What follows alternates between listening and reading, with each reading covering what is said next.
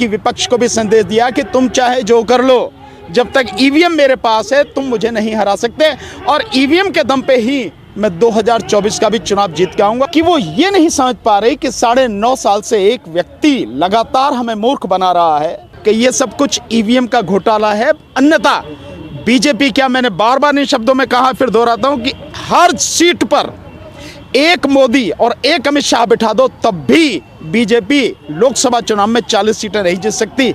मोदी में वाकई में दम है। एक बार ईवीएम के बिना, मैं खुली चुनौती दे रहा हूं, एक बार ईवीएम के बिना बैलेट पेपर से चुनाव करा के देगा, अगर मोदी की भी जमानत जब्त ना हो जाए।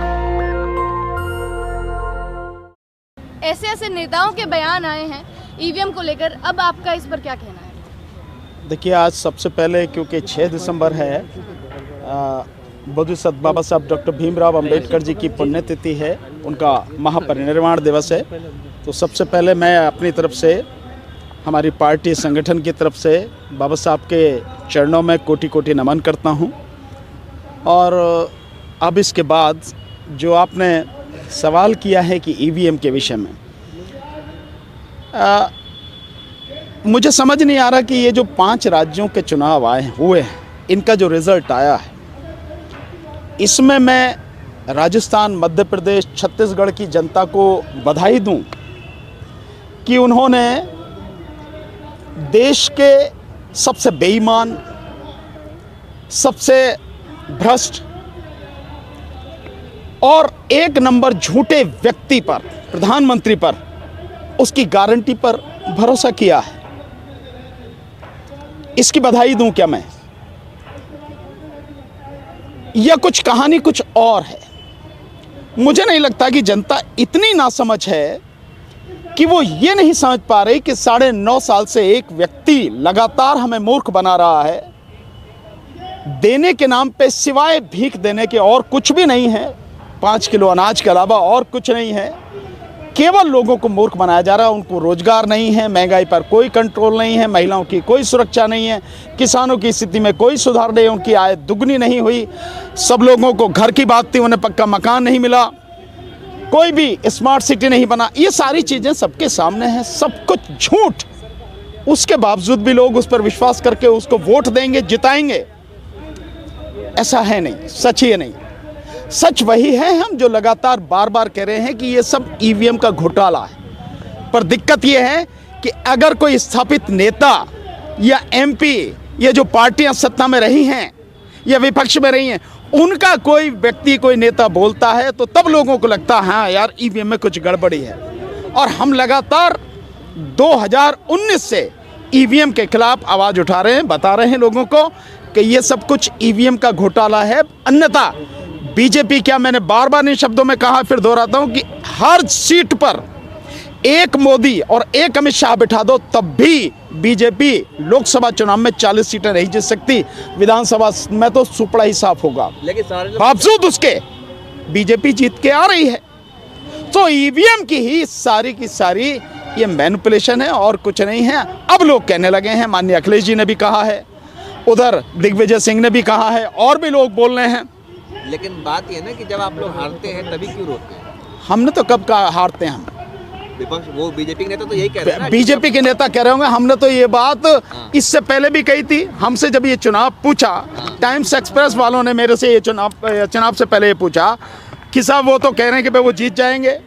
मैंने तो बहुत स्पष्ट रूप से कहा कि जीत तो केवल ईवीएम से ही सकते हैं, अन्यथा चारों राज्यों में छत्तीसगढ़, राजस्थान, मध्य प्रदेश और तेलंगाना में कांग्रेस की ही सरकार बनेगी। मैंने तो तब भी कहा था। तेलंगाना कैसे जीत गया? हाँ ठीक है, तेलंगाना जीत गया, कोई फर्क नहीं पड़ता, इससे क्या फर्क पड़ गया। लेकिन जो ये 3 राज्य बहुत महत्वपूर्ण और जिनके माध्यम से मोदी ने संदेश दिया है, न केवल बीजेपी के अपने लोगों को संदेश दिया है, बल्कि विपक्ष को भी संदेश दिया कि तुम चाहे जो कर लो, जब तक ईवीएम मेरे पास है तुम मुझे नहीं हरा सकते। और ईवीएम के दम पे ही मैं 2024 का भी चुनाव जीत के आऊंगा और उसके बाद इस देश में हिंदू राष्ट्र की घोषणा करके 2025 में कहानी खत्म करनी है। सर, संजय राउत ने चैलेंज दे दिया है कि बैलेट पेपर से एक बार चुनाव कर देखिए। चैलेंज से क्या मतलब है? नहीं, संजय राउत तो अब दे रहे चैलेंज। हमने तो पहले कहा है कि अगर मोदी को अपनी विश्वसनीयता पर अपनी ख्याति पर इतना विश्वास है कि लोग 60% 70% उसके मुरीद हैं, उसको चाहते हैं, एक बार बैलेट पेपर से फ्री फेयर एंड ट्रांसपेरेंट चुनाव करा के देख लो, एक बार सिर्फ बैलेट पेपर से। जिंदगी भर के लिए राजनीति छोड़ दूंगा मैं, जिंदगी भर के लिए।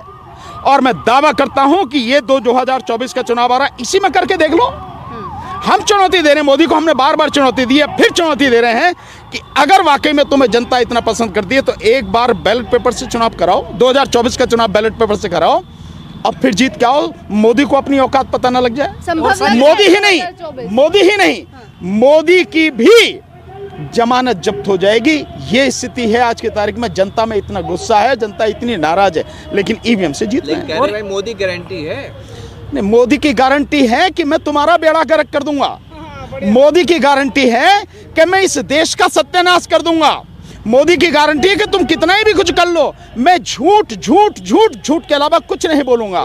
मोदी की गारंटी है कि मैं कहूंगा कुछ, करूंगा कुछ नहीं। ये मोदी की गारंटी आप जो कह रहे हो ना, जो सर ने बतलाया है ना, पत्रकारों को पूछो। छत्तीसगढ़ से एक सामने आया सर, एक प्रत्याशी सामने आए, उन्होंने साफ साफ बोला कि उनके परिवार में 6 लोग हैं और उनका खुद का वोट भी था, लेकिन उनको ईवीएम में 0 वोट मिले। नहीं, कोई नई बात थोड़ी, हमने बहुत पहले कहा है। हमने लोकसभा के उदाहरण दिखाए, बागपत लोकसभा का उदाहरण दिखाया, सुभाष कश्यप वहां से कैंडिडेट थे, यानी कैंडिडेट उसके मान लो उसके बीबी ना दे, उसके बच्चे ना दे, भाई ना दे, माता पिता ने, कैंडिडेट तो देगा अपने आप को।